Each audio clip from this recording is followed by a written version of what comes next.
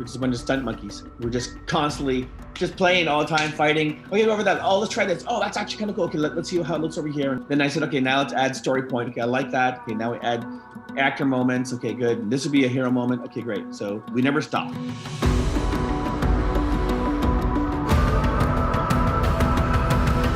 Episode 1 and 2 I usually have earlier.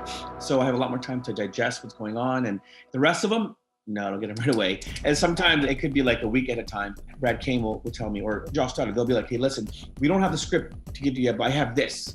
And they'll give me either an outline or moments of what's happening within the script and the emotional content of where it's all going. So that allows me to create the fight sequences based off their characters. And then I can go talk to the actor, tell me where you want to be. And then that changes how I'll choreograph. So then I create the moves and then we just change it for how they feel. So it's not just gonna be like a punch, it'd be like a punch, you know, depending if he's like wants to kill him or if he just wants to knock him out.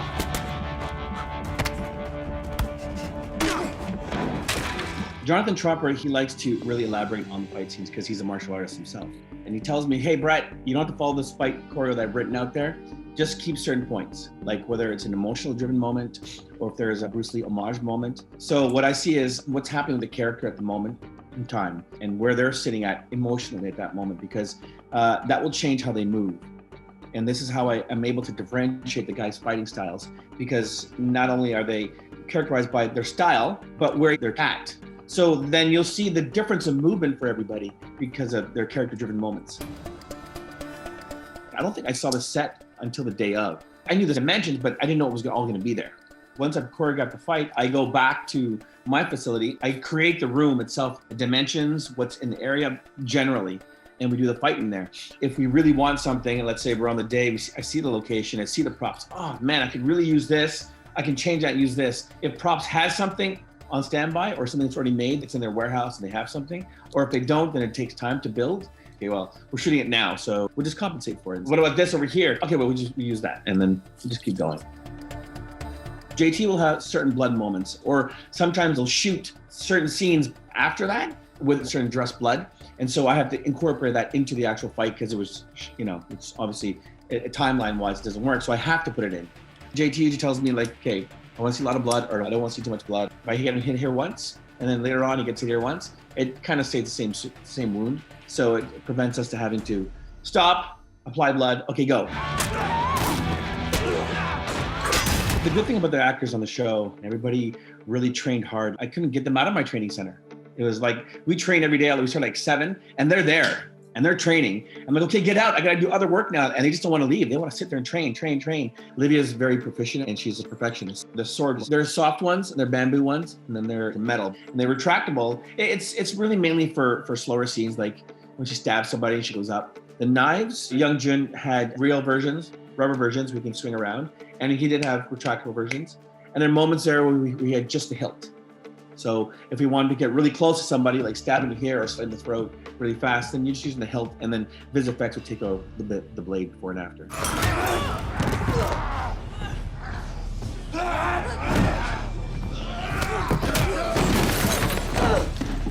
When you have a moment where you need to show that she's vulnerable, because we've only ever seen her as the sword-wielding chick who kills everybody, but she's still fighting on. It's not that the guys gave her a break, it's that she's created the break for herself, because that's her.